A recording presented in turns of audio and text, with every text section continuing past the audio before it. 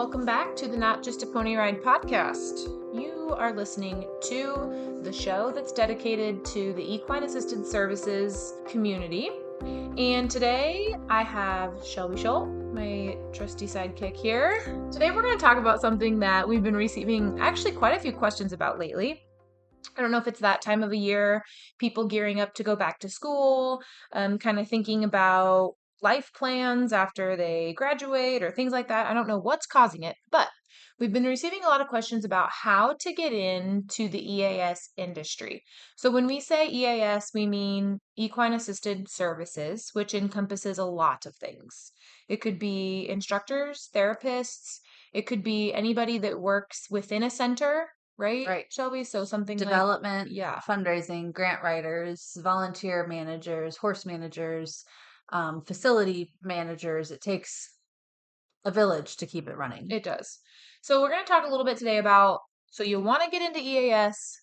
What do you do? Where do you get started? Or what are some of the options? So what do we want to start with? One thing I want to talk about first, Katie, is a little bit of terminology. So we've gotten a lot of these inquiries recently, and the first thing that people want to say is, I want to do equine therapy. And we want to just make sure that we're really clear that equine therapy would be therapy on an equine.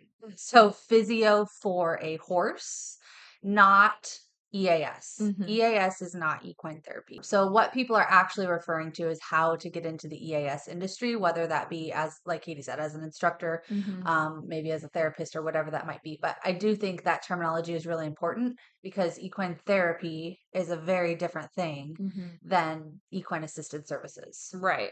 And that's important. And honestly, we don't know what we don't know. So someone trying to get into this industry, might just not know exactly what to call it. But I think that is a great place to start, is making sure that you're clear on what you're looking for, right? If you want to do equine therapy, that might be true, then you need to look at, some equine science majors or something like that, right? But if you want to do equine assisted therapy, right, that is a totally different scope. So that clarification is a good place to start. Yeah.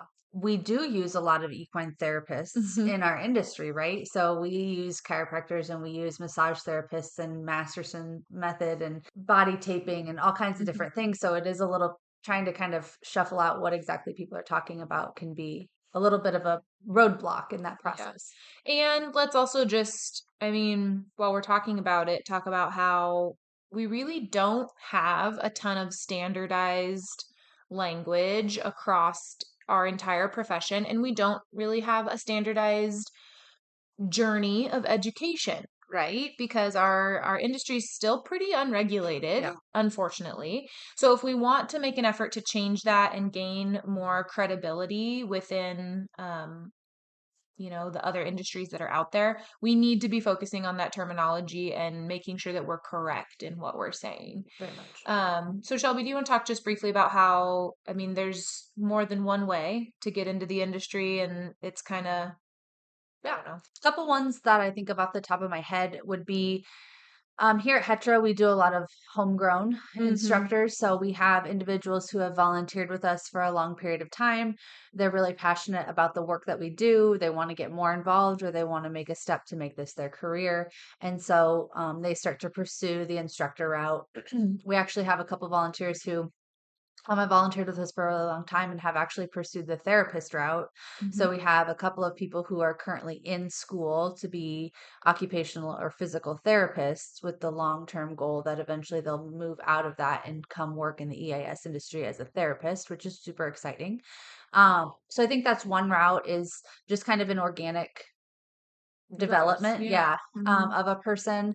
There are some universities around the country that offer degrees within the EAS field. Some of them offer certification within part of that degree. Some of them do not. Some of them just offer the participant and the student the tools to become certified if they were to wish. But there are several universities around the country, and I think that's an area, equine in general, but I think EAS is an area that is growing with Mm-hmm. universities. So I think that's an area that people are seeing a need and starting to develop more and more, some more curriculum around that. Which I think is super important. I mean, the more we move towards some sort of standardized education, the better our industry will ultimately be, right? I mean, not saying that the other routes aren't as effective, but you think about any other credible industry, really, if you want to have services covered by insurance or you want to gain that recognition, a lot of times that starts with some kind of standardized education. So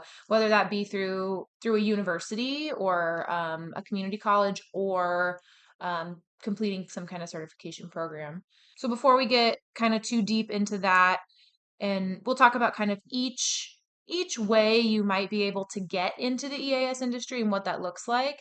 Let's talk about a few different job descriptions. So we've talked about being a therapist, OTPT, speech, mental health, instructor, so an adaptive writing or therapeutic writing instructor. What are some of the other job categories you might see? So the thing about our programs is they can be really large or they can be really small. Right. So I'm going to kind of go over what the biggies would be that a lot of centers are going to have. So a volunteer coordinator or somebody that manages volunteers, that's going to be a person who has to have an extraordinary amount of patience and Organizational yeah, skills. really be very detail oriented, but also be able to see the big picture. Very, very patient personalities. That person could be anybody, Yeah. right? I mean, that could be a wealth of different, Yeah, exactly. Obviously, executive directors, CEOs, those yeah. kinds of things. Again, that's another thing I think we see in this industry is kind of homegrown CEOs Mhm. and executive directors that have gotten into this industry because it's a passion of theirs and then eventually take on that role. Yeah.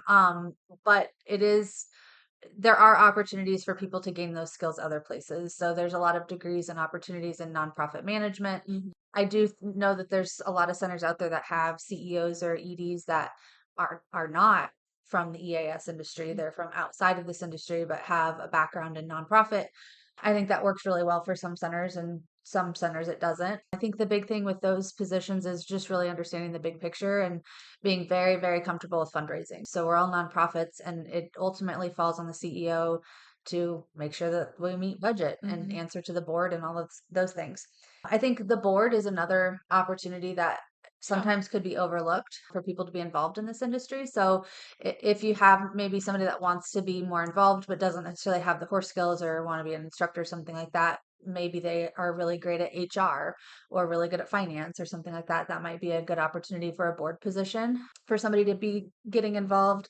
What are some other ones? So volunteer coordinator, manager, executive director, development team. So I think development teams are one of the things that programs come to later in their maturity. Mhm. But I think it maybe should be something that we look at for programs earlier on in their life because if we don't have the money for our mission, we don't get to do what we do. Mhm. Right. So I think that's one thing like, can we afford to hire a development person?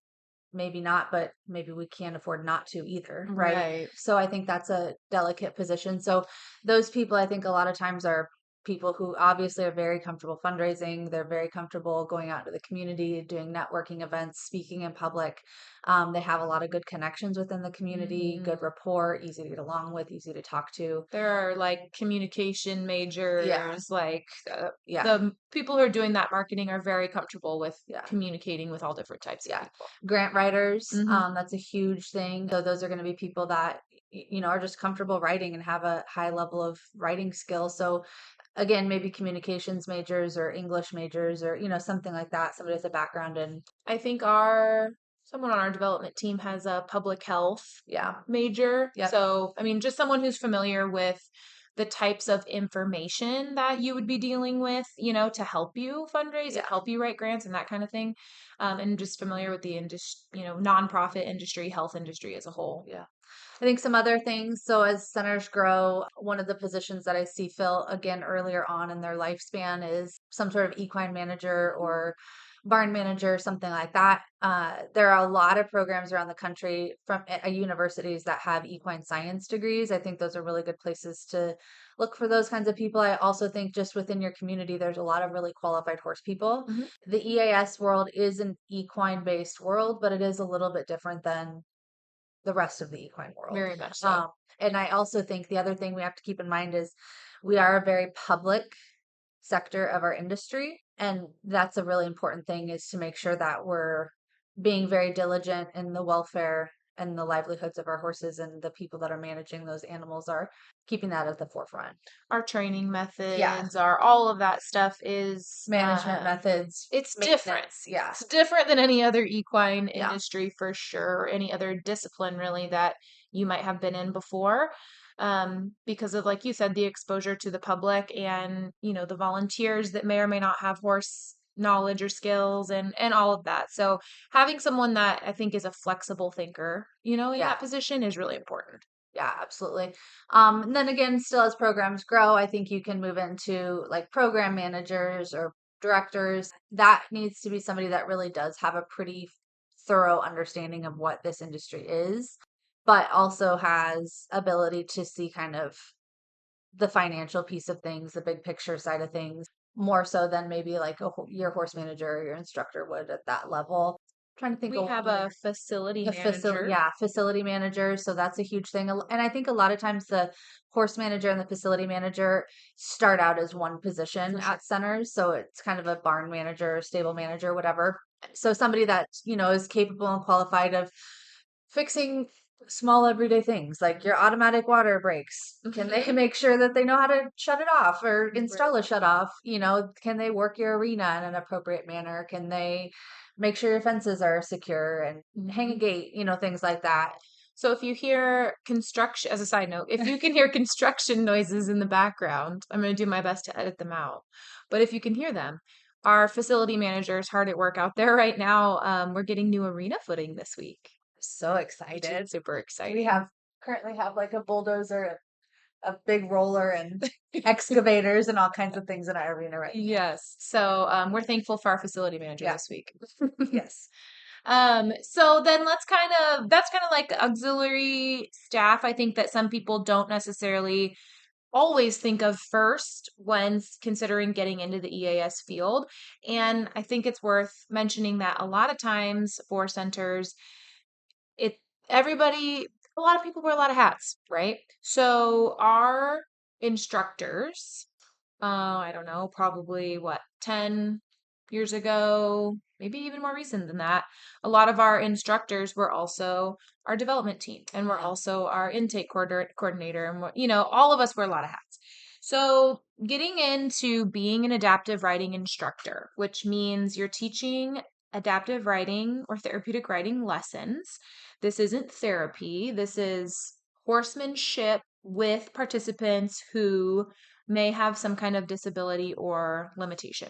And Hetra does a couple of different things. Like Shelby was talking about earlier, we do a lot of homegrown instructors.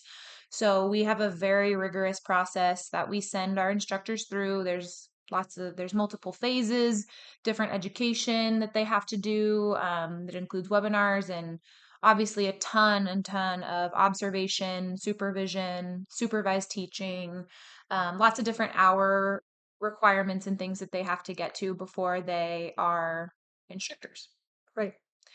So you can do that route. You can pursue a certification, which still requires you to do a lot of education, right? But going through something like Path International, CHA, there's a few different ones that are out there. And I have interviewed on the podcast a couple of different certifying bodies. So if you're thinking, I want to be an instructor, but I don't know the route I want to take, I will link those episodes in the show notes for you so you can listen to them and maybe make an educated decision for yourself.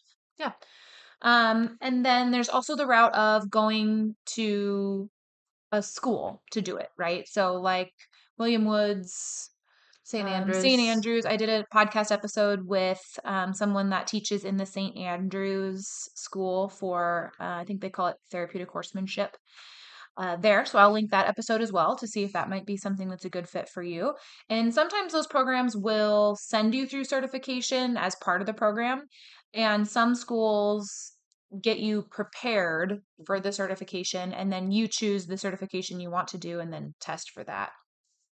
But typically, do you want to talk a little bit about kind of what certification entails, or I mean, generally speaking? Yeah. So most certifications require some sort of, obviously, there's some sort of testing to pass the certification. Within that testing, there's going to likely be writing skills to ensure that you are qualified and capable of riding your horse. There's going to be teaching requirements so that you are capable and qualified to teach individuals those skills.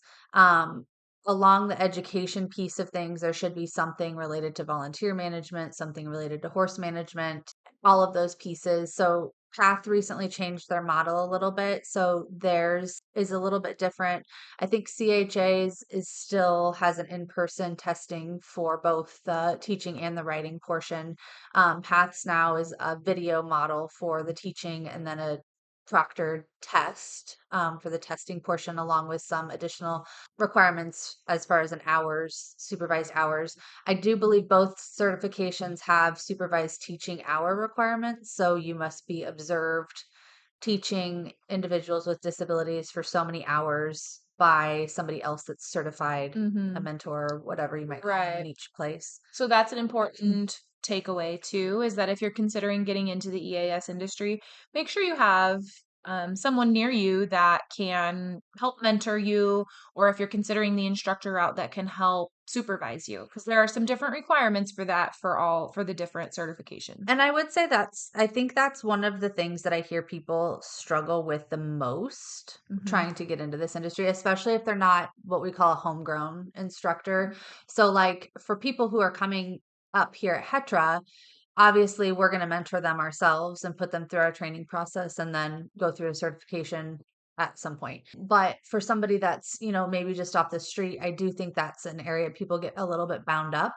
And I think there's several different reasons that could be. So I think the first thing is not all centers are capable, qualified, or able to mentor other instructors. So there's a lot of small centers that they just don't have the resources. It takes a lot of resources to mentor an upcoming instructor. So they just don't have the resources to do that. I think sometimes there's maybe not the level of qualification of the other instructors at the center to mentor somebody. So that can be a little bit of a challenge, especially if they maybe take somebody on that they shouldn't yet. It can be a little bit of a challenge. And then I also think, like for us at Hetra, I would say every 2 to 3 years, we're putting a class of instructors through training. And usually ends up, we always start with more people than we end with. People just kind of get into the process and then realize that it's a little bit more in depth than they anticipated. And, it's not something they want to pursue any longer. But we usually end up with 2 to 3 instructors at the end of it for every class we do. And for us, it just isn't necessarily something we've been able to do to bring in somebody else externally to put them through our training process and give those resources to somebody that's not going to stick around with Hetra for the long term. Right. I think that's important to mention, Joey. Yeah. I'm glad you said that. Yeah, because it just makes a lot of sense. If we've got people who have been with us for years and years and they're ready to take that next step and we know they're dedicated to our team and our program, it makes a lot more sense for us to put our resources into that person than somebody who's going to, take us through 6 months or a year of training and then move on someplace else. We just don't have the resources here to do both of those things Right. right And now. so some programs are kind of working through mentorship programs where people actually like pay to come to a center Yep. and receive that mentorship, and that helps alleviate some of that stress, I think. But you're right, it takes a lot of resources to mentor somebody, and so we have to consider that when taking on new instructors in training, right? Yeah. Okay. I do think I haven't been on the CHA website recently, but I know the PATH website has a list of people who would be considered qualified mentors if somebody's interested in looking at that. And I do think it's listed by state. So I do think that's available on PATH. I'm not sure about CHA if they have that or not. I'll link their website so you guys can do a little bit more research too. Are you confused about equine assisted learning? Do you want to bring EAL to your center or advance your EAL journey, but you're not sure where to start or how to expand? Do you need support in choosing a certification or support for how to market your current offerings? All of your answers can be found October 24th through the 26th at the inaugural EAL Summit brought to you by Leadership Adventures. The summit is hosted this year at Healing Strides in the beautiful Roanoke Valley, Virginia during peak foliage season. You'll learn from experienced educators, centers, researchers, and practitioners on how to begin or advance EAL at your center and add programming and revenue streams to support your center's sustainability. In 2.5 days with 24 options for sessions across 3 tracks, all eligible for PATH International CEUs, hear 4 featured speakers, panel discussions, visit qualified vendors, attend networking receptions, dinner entertainment, clinics, and more. You'll walk away with tons of new EAL ideas, resources, tools, and connections. Join Leadership Adventures at the EAL Summit from October 24th through the 26th to collaborate, innovate, and accelerate your EAL journey. Tickets and all the details are available at www.equineassistedlearning.org and in the show notes.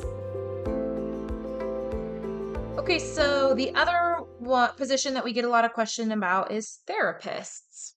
So if you want to do equine assisted therapy, it first requires you to be a therapist. So you need to go to school to be an occupational therapist, physical therapist, speech language pathologist, or some kind of mental health program, so social work, to become a licensed mental health practitioner. Then you can get into the equine assisted movement side of things to complement your therapy degree. So I'll talk to you just a little bit about kind of what that looks like. So you can, all of these mental health does not, I don't believe, but OT, PT, and speech all have the primary degree, and then they also have assistant degrees. So you can go to OT school. I'll speak about OT because I am an OT, so that's what I know the most about. But there's multiple levels to be an OT. There's a doctorate level, there's a master's level, and then the certified occupational therapy assistant or CODA, and that's a 2-year like associate's degree or sometimes a bachelor's degree. Now, a lot of programs are going to entry level programs, so you're doing like 1 year of gen eds and then getting into your OT program to get that done in 4 years, 4 or 5 years. Some programs are not. Some you have to get your bachelor's degree and then you go on to get your doctorate, or you do another year or 2 years to get your master's degree. So it just kind of depends. You'll have to do some research on which program you are interested in. I will say that there are some limitations with being an assistant versus being a licensed primary therapist. So do some research on that. So like in every state is different. So in Nebraska, I'll speak again specifically to CODAs or the OT assistant, since that's what I do. But there's some supervision requirements. So there's a specific number of hours that you have to be supervised directly by an occupational therapist. And the assistants don't do evaluations. So you have to have an OT do the evaluations and also do your treatment plan. So, if you're going to change goals, if you're going to drastically change that treatment plan, you have to be supervised by an occupational therapist to make those changes legally. So if you are at a smaller center or you're the only therapist or there's only 1 or 2, being an assistant, there's more nuances to the supervision and the logistics of scheduling and that kind of thing. So we do have American Hippotherapy Association. So they have a standards of practice manual, like a best practices manual. And they say that you really should have about a year of practice, of clinical practice under your belt before beginning a journey with the equine assisted therapy side of things. So a year or about 2,000 hours, because that really builds your clinical base in all of the underlying body systems that are affected when we go to utilizing the equine movement side of things. So they do say that that's kind of the best practice. And AHA does offer certifications. So you don't necessarily need any type of extra certification to practice hippotherapy. You do need to have an understanding of horse mechanics. So we have therapists here that haven't had any horse experience, right? Mm-hmm. And we just take the time at Hetra to obviously kind of the homegrown situation again. We've homegrown almost all Yeah. of our therapists. Yeah. Yes. You don't have to be a horse expert to be in this field, but you do need a basis of knowledge because the equine movement, equine conformation, tack and equipment, all of those things impact the efficacy of your session as a therapist when mounted. Also on the ground, right? So you need to understand horse behavior, and you need to understand the way they communicate and that type of a thing. So AHA does a good job. They have level 1, level 2 certifications, and we'll take you through that. So it is kind of like a CEU course or something like that, where they can teach you all the basics of those things. So you don't have to do so much footwork on your own. Do we want to talk a little bit about kind of the ground programming side of things? Because I think that has gained a little bit of traction as well. So Yeah. equine assisted learning, corporate retreats, coaching, that Yeah. kind of stuff has gained kind of a lot of traction in our industry lately. Yeah. And I think another area for people to get involved in that sector, really with any sector aside from the therapy, are educators. So I think there's Yeah. more and more teachers that are starting to get involved. I think there's been a little bit of an exodus from the education system as a whole right now. And I think there's a lot of teachers that are looking for something else to do. And this has been kind of a natural progression for a lot of individuals. So we're seeing a lot of educators enter our industry that maybe do or don't have equine experience prior, but are looking for something different. Yeah, we did an episode on horse-powered reading.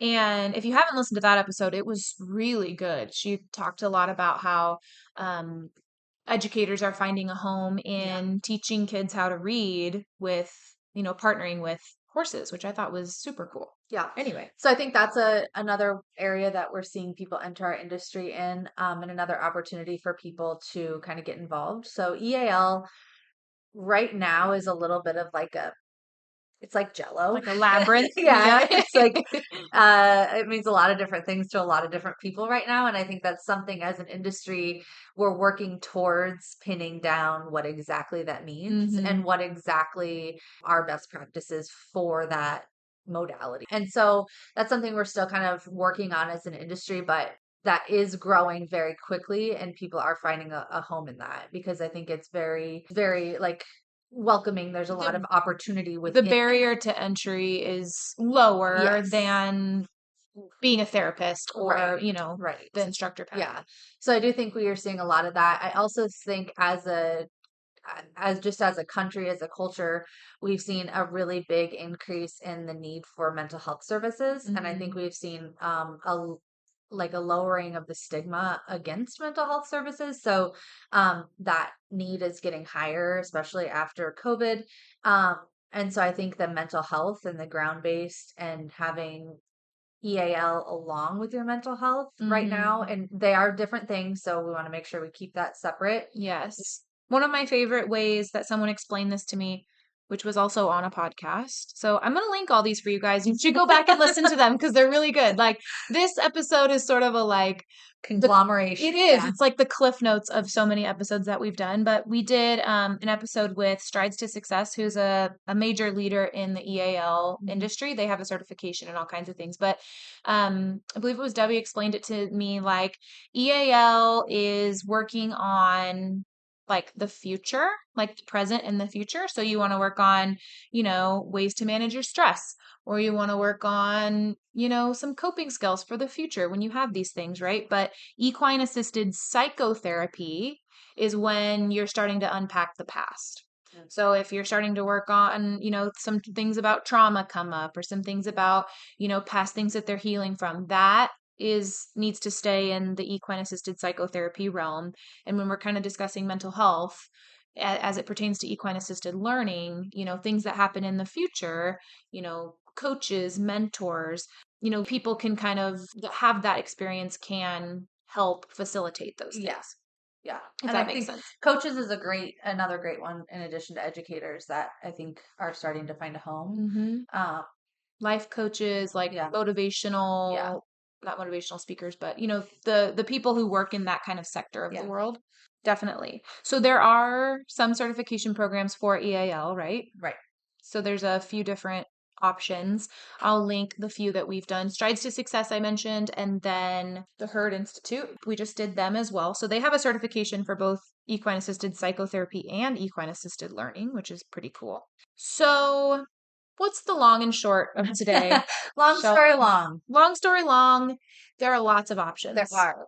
I think, and I think you agree with me, Katie, but I think if you are interested in getting into this industry, go volunteer at a center. Yes, please. I think that's the huge thing. It is a different beast, even for people who have been involved in the horse world or been involved with individuals with disabilities, or they've been a clinic-based therapist or whatever that might be. This is a totally different beast. And there's so much more that goes into this. So like Katie said, we've homegrown most of our instructors and therapists. I would say 95% of our instructors and therapists have been homegrown. And I will say, of those, we probably have had less than a quarter complete the process. So we've had people come in that, maybe they are a mental health therapist or a speech therapist, or they've come with a lot of writing experience and they're interested in becoming an instructor. And so when they come to us, we just start them as basic volunteer training. They have to go through all of our volunteer training and all of our levels before we'll start that.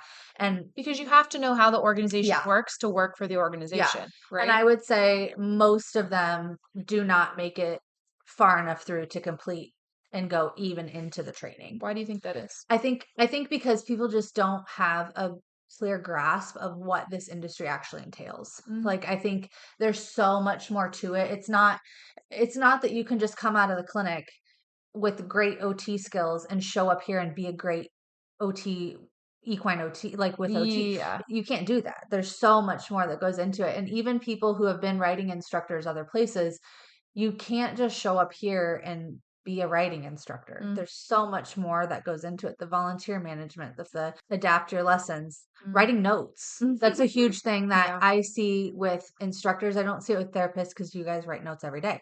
But for, writing instructors that teach down the road, they don't write notes every single time they're participating. Or set goals. Or have to. Well, and like just I think about from the riding instructor perspective, like if you're a backyard riding instructor, you work with the same 2 or 3 or 4 horses all the time, whereas here we have a big herd. Those horses will change depending on what participants you have, and what horses are working or not working, and just all the volunteers and there is so many moving parts that you cannot control 100% of the time. There's a lot of education that has to go into it in order to do it safely.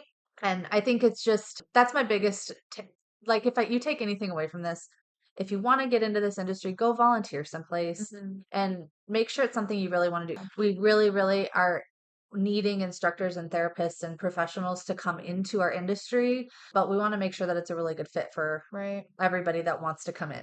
And if you're a student right now and trying to figure this out, or you are thinking about going to OT school or PT school or something, consider a center for one of your rotations. Go get into a center and see what you think about it. I mean, at Hetro, we do all the different levels of rotations, 1 week, 6 weeks, 12 weeks. We do them all. I have to say it, but we also did a podcast on that. We did. So I'll link that, like what it's like to be an OT student or PT student at a therapeutic riding center. It's a little bit of a different deal, but super beneficial if it's something you're considering going into. All right. This went a lot longer than I thought it was going to, because it was an important conversation. So please scroll down to the show notes and look at all of those episodes if you're interested in any of those different types of sectors of the world, because like Shelby said, we need you, we want you, and we want you to make... We will train you. We will train you. Just come to us. And we want you to make the decision that is best for you and that is the best fit. So, all right. Thanks, Shelby. Yeah, thanks, Katie. That's all for today. But until the next episode launches, scroll down to the show notes and click on the link to get plugged in with us on Facebook, Instagram, or our exclusive educational club at Patreon. This podcast is presented by Hetro University, the educational arm of Heartland Equine Therapeutic Riding Academy in Gretna, Nebraska. Hetro University's mission is to provide high-quality educational offerings to the EAS community. Check out all the Hetra University has to offer at www.hetrauniversity.org.